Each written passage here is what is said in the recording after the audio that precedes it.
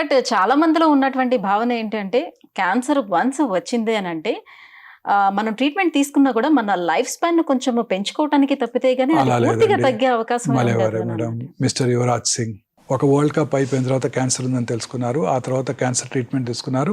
Next world కప్కి చక్కగా ఆడి ఇండియాకి world cup గెలిచిపెట్టారు. ఇవాళే పేపర్లో వచ్చింది. ఆయన మిస్టర్ సచిన్ తెందుల్కర్తో మిస్టర్ విరాట్ కోహ్లీతో కలిపి అక్కడ క్యాన్సర్ పేషెంట్స్కి క్యాన్సర్ సర్వైవర్స్కి ఫండ్ సేకరిస్తున్నారు. ఇవాళ పేపర్లో చూశాను ఇన్ లండన్లో ఇవాళే. చూడండి అతన్ని. అలాగే మన సినిమా మహేష్ బాబు గారితో యాక్ట్ చేశారు. మహేష్ బాబు, బిపాసా బాసు, లీజా రే, ఓకే. టక్కరి దొంగ. టక్కరి దొంగ. ఆ అమ్మాయికి ఆ సినిమా అయిపోయిన తర్వాత డ్రెడెడ్ మల్టిపుల్ మైలోమా డయాగ్నోస్ చేశారు. ఆ అమ్మాయి peripheral blood stem cell transfer చేయించుకొని క్యూర్ అయిపోయి ఇప్పుడు అనేక చారిటీ యాక్టివిటీస్, బుక్స్ కూడా రాస్తుంది మల్టిపుల్ మైలోమా పేషెంట్స్ హెల్ప్ చేయడం కోసం. Yes, చాలా మంది ఉన్నారు. సోనాలి ఉంది. తర్వాత Yeah. సోనాలి బింద్రే గారు 4th స్టేజ్లో ఉన్నప్పటికీ లైఫ్ కంటిన్యూ అవుతుంది. మిస్ మనీషా కొయిరాలా గారు 4th స్టేజ్లో కనుక్కున్నప్పటికీ ఇప్పటికి 6 ఏళ్ళు 7 ఏళ్ళు అయిపోయింది. చక్కగా ఉన్నారు. మూవీస్లో కూడా యాక్ట్ చేస్తున్నారు. ఓకే. అంటే లాన్స్ మళ్ళీ ఆర్మ్స్ట్రాంగ్. రిపీటెడ్ గా వచ్చే అవకాశం ఇదే ఎంత మేరకు ఉంటుంది? అంటే we don't know. అంటే కంటిన్యూస్ గా ఈ స్క్రీనింగ్ అనేది వాళ్ళు చేయించుకుంటూ ఉండాలా? రెగ్యులర్ చెక్ చేసుకుంటూ ఉండాలి.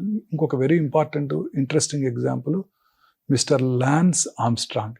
ఆయనకి 1997లో 4th stage testicular cancer diagnose చేశారు. బ్రెయిన్లో మెటాస్టిస్ ఉన్నాయి. బ్రెయిన్ మెటాస్టిసిస్కి సర్జరీ చేయించుకున్నారు. ప్రైమరీ టెస్టిస్లో ఉంది. అది క్యూర్ అయ్యి 1999 నుంచి 2005 వరకు 6 సార్లు వరల్డ్ సైక్లింగ్ ఛాంపియన్షిప్ గెలిచారు. Real test of endurance.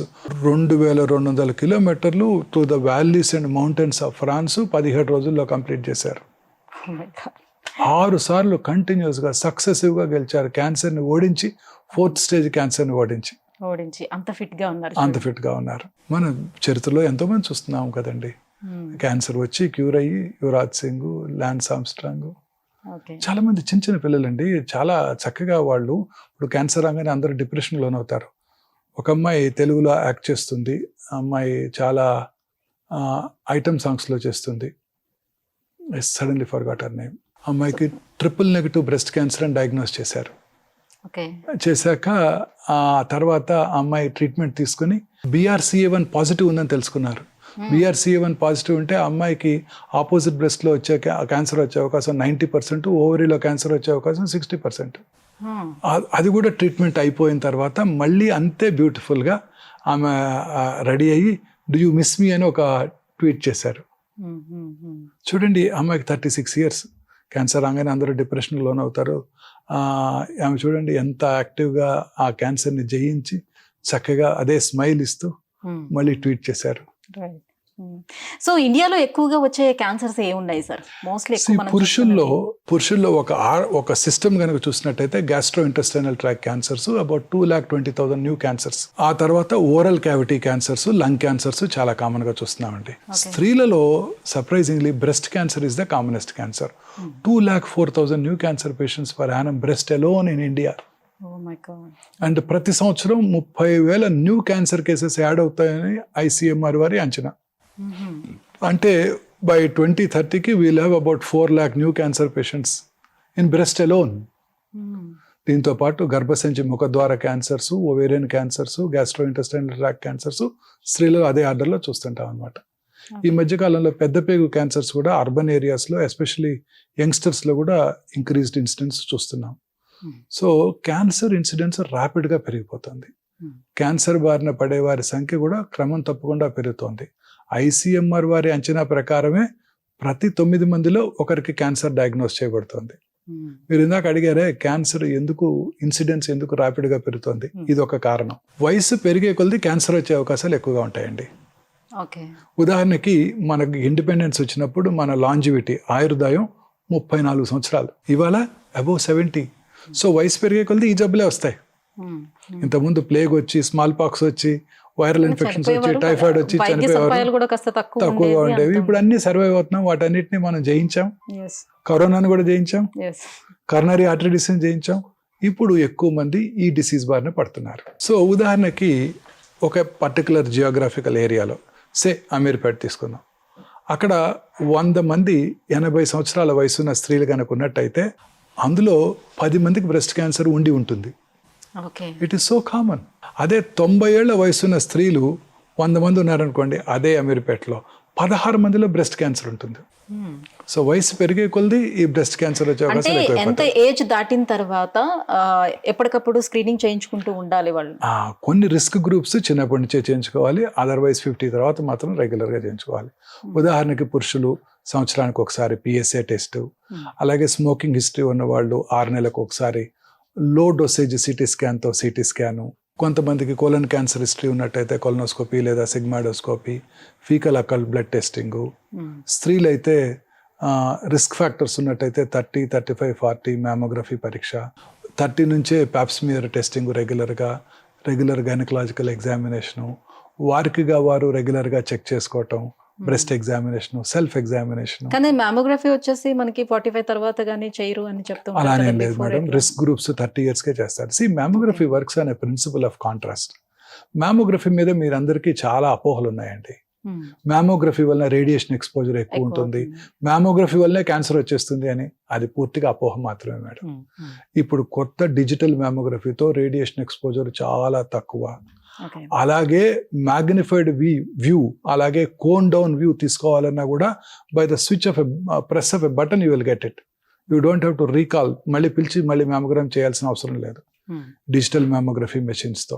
అలాగే 3D మ్యామోగ్రఫీ మెషిన్స్ కూడా అందుబాటులోకి వచ్చాయి. ఆ తర్వాత ఇప్పుడు కొన్ని డౌట్ఫుల్ కేసెస్కి MR మ్యామోగ్రామ్ చేస్తున్నాం, అసలు రేడియేషన్ ఎక్స్పోజరే లేకుండా. సో అలాగే ఇప్పుడు అంటే ఇప్పుడు ఒక్కొక్క క్యాన్సర్ కి ఒక్కొక్క పరీక్ష దానికన్నా బదులుగా మీరు ఇంతకు ముందు చెప్పినట్టుగా, సో బిల్ గేట్స్ తను ఎప్పుడు చేసుకుంటున్నాను గ్రేట్, సో అది ఒక్కటి చేయించుకుంటే ఏ క్యాన్సర్ ఉన్నా కూడా తెలుస్తుంది, ముందే తెలిసిపోతుంది. ఏ క్యాన్సర్ వచ్చేది కూడా తెలుస్తుంది, ఉందా లేదా కాదు మేడం, వచ్చేది కూడా తెలిసిపోతుంది. యా, ఒక ఆర్టికల్ చదివాను సార్, ఒక ఈస్ట్ గోదావరి డిస్టిక్లో బలభద్రపురం అనే ఒక విలేజ్లో. సో ఉన్నది చాలా తక్కువ మంది, అందులో ఆల్మోస్ట్ ఒక 70 members వరకు కూడా ఐడెంటిఫై చేశారు క్యాన్సర్ ఉన్నట్టుగా. సో అందరికి కూడా ఆల్మోస్ట్ అందరికీ కూడా క్యాన్సర్ బారిన పడుతూ వస్తున్నారు. ఇంకా కూడా దానికి సంబంధించి సర్వే కూడా జరుగుతూ వస్తుంది. గ్రామస్తులు చెప్తున్నటువంటి మాట ఏంటంటే, సో మాకు ఇక్కడ దగ్గరలోనే కొన్ని కంపెనీస్ అవన్నీ కూడా ఫ్యాక్టరీస్ అవి వస్తున్నాయి, సో మాకు నీటి కాలుష్యం, గాలి కాలుష్యం అన్నీ అవుతుంది, మేబీ దానివల్లే మాకు వస్తుందేమోనని. బట్ ఇప్పుడు వరకు అయితే ఎటువంటి నిర్ధారణ అయితే జరగలేదు దేనివల్ల వస్తుందని అనేది. సో నిజంగానే నీటి గాలి కాలుష్యం వల్ల ఎటువంటి క్యాన్సర్స్ వచ్చే అవకాశం ఉంటుంది వాళ్ళు? అన్ని రకాల క్యాన్సర్స్ అదే కారణం మేడం. ఓకే. ఇంతకుముందు బలభద్రపురం ఈ మధ్య న్యూస్లో విన్నారు, అంతకుముందు అదే కోస్టల్ ఆంధ్రప్రదేశ్లో ఒంగోలులో క్యాన్సర్ ఇన్సిడెన్స్ చాలా ఎక్కువ అండి. 15 ఏళ్ల క్రితమే we have adapted a village where the incidence of cancer చాలా ఎక్కువగా ఉన్నప్పుడే, ఒమేగా 2010లోనే. ఆ తర్వాత అందాకెందుకండి, మన Ramagundam super thermal power plant, coal ఎక్కడైతే బర్న్ చేస్తారో దానికి 1 kilometer రేడియస్లో అన్ని క్యాన్సర్సే వస్తాయి మేడం. కోల్ బర్న్ చేసినప్పుడు వచ్చే టాక్సిక్ గ్యాసెస్ అండి. తర్వాత అక్కడ ఇప్పుడు కొత్తగా ఓపెన్ కాస్ట్ మైన్స్, గ్రనైట్ కింద ఇప్పుడు కొత్తగా super fertiliser plant, complete pollution అండి. మీకు వచ్చేవి క్యాన్సర్సే ఉంటాయి వాళ్ళందరికీ. Industrial pollution is the main cause madam. ప్రపంచం అంతా ఇదే కారణం. అర్బన్ ఏరియాస్లో క్యాన్సర్ ఇన్సిడెన్స్ ఎందుకు ఎక్కువగా ఉంటుందండి? ఇదే కారణం, పొల్యూషన్. మనం తీసుకునే ఆహారము, ప్రాసెస్డ్ ఫుడ్స్, ఈ కంటామినేటెడ్ ఫుడ్స్, తర్వాత ఫెర్టిలైజర్స్, పెస్టిసైడ్స్. నేను మొన్న మధ్య ఒక చిన్న వీడియో కూడా చేశాను. క్యాన్సర్ ట్రైన్ అని ఒకటి ఉందండి, అది పంజాబ్లో బటిండా నుంచి బికనీర్ వెళ్తుందండి. బటిండాలో క్యాన్సర్ ట్రీట్మెంట్ ఫెసిలిటీస్ బాగా డెవలప్ అవ్వలేదు. బికనీర్లో ఒక ఎస్టాబ్లిష్డ్ గవర్నమెంట్ క్యాన్సర్ హాస్పిటల్ ఉందండి. ఈ ట్రైన్ రోజు ప్రతి రాత్రి ప్రయాణం చేస్తుంది. రాత్రి 9 గంటలకు ట్రైన్ ఎక్కితే పొద్దున్న 7 గంటలకు బికనీర్లో దిగుతారు ఫ్రీ. ఈ పంజాబ్లో వాడినంత ఫెర్టిలైజర్స్, పెస్టిసైడ్స్ ఎక్కడ వాడరండి. అక్కడ వాటర్ అంతా కూడా కంటామినేట్ అయిపోయింది. వాటరే కాదండి, తరతరాలుగా ఆ కంటామినేషను పీల్చి ఆ కంటామినేటెడ్ ఫుడ్స్ తిని తల్లి పాలు కూడా కంటామినేట్ అయిపోయాయండి. సో అక్కడ ఉన్నంత బటిండా డిస్ట్రిక్ట్లో ఉన్నంత క్యాన్సర్స్ భారతదేశంలో ఎక్కడా లేవండి. యాజ్ సచ్ పంజాబ్లో క్యాన్సర్ ఇన్సిడెన్స్ చాలా ఎక్కువ అండి. కారణం ఈ ఫెర్టిలైజర్స్, పెస్టిసైడ్స్. అక్కడ వాళ్ళ ఫుడ్, తీసుకునే ఫుడ్ కూడా వాళ్ళు rich people. Average Punjabi farmer is richer than American farmer. వాళ్ళకి 2 crops ప్రతి సంవత్సరం, ఒక వీటు, ఒక రైస్ క్రాప్, 2 చక్కటి సారవంతమైన సింధు నది కింద ఫెర్టైల్ ల్యాండ్స్. మనలాగా తుఫాన్లు, ఉప్పెన్లు ఉండవు వాళ్ళకి. చక్కగా regular rainfall, regular Bhakra Nangal water, వాళ్ళకి అత్యద్భుతమైన క్రాప్ ఈల్డ్, రిచ్ పీపుల్ అలవాట్లు కూడా రిచ్గానే ఉంటాయి. ఆల్కహాలిజము, డ్రగ్స్ అక్కడ చాలా ఎక్కువ. సో అందువల్ల వాళ్ళలో వచ్చే నెంబర్ ఆఫ్ క్యాన్సర్స్ ఎక్కువ. సో ఇవన్నీ కూడా ఒక ఏరియాలో కంటామినేషన్ అండి. ఇప్పుడు మన వాటర్ కంటామినేట్ అవటం వల్ల మనం తీసుకునే రైస్ కూడా కంటామినేట్ అయిపోయిందండి. ఇప్పుడు అన్ప్రాసెస్డ్ రైస్ అంటే హ్యాండ్ పౌండ్ రైస్లో వాటిలో ఆర్సెనిక్ కంటామినేషన్ కనుక్కున్నారు. ఎందుకంటే వాటర్ మన భూగర్భ జలాలు కంటామినేట్ అయిపోతున్నాయి. దాంతో ఈ హ్యాండ్ పౌండ్ రైస్ మన ఇవన్నీ కూడా కంటామినేట్ అవుతుంది. సో హ్యాండ్ పౌండ్ రైస్లో ఉండే ఆర్సెనిక్ కంటెంట్ ఇంకెక్కువగా ఉంటుంది. సో అన్ని రకాలుగా ఈ కంటామినేషన్ అర్బన్ ఏరియాస్లో ఫ్యాక్టరీస్, ఉదాహరణకి యాస్బెస్టాస్ ఇండస్ట్రీస్, అన్ని రకాల industries, aluminium industries, nickel cadmium industries, dye industries, paint ఇండస్ట్రీలో పనిచేసే వాళ్ళకి, అలాగే సిగరెట్ ఇండస్ట్రీస్లో పనిచేసే వాళ్ళకి అన్నీ కూడా పొల్యూషన్. సిమెంట్ ఫ్యాక్టరీస్ పక్కన ఉండే వాళ్ళకి, థర్మల్ పవర్ ప్లాంట్ పక్కన ఉండే వాళ్ళకి ఇవన్నీ కూడా pollution. And in addition to it automobile pollution. దీంతో పాటు ఇప్పుడు కొత్తగా plastics, microplastics, plastic cup పొద్దున్నే లేస్తే, synthetic toothpaste, plastic brush, plastic mug, plastic bucket.